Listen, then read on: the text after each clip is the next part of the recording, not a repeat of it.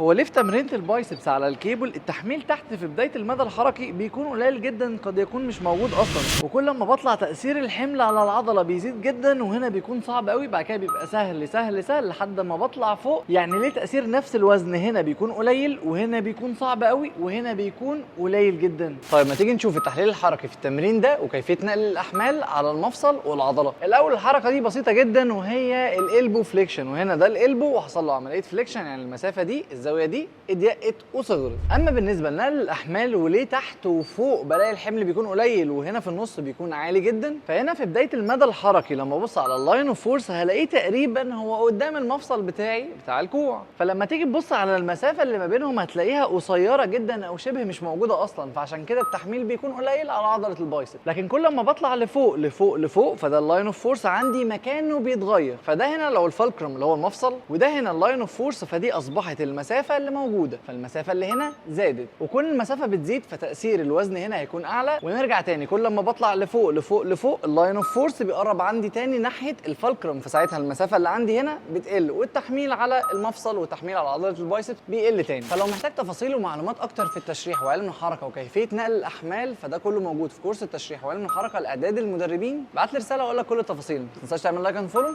اللي جاي كتير.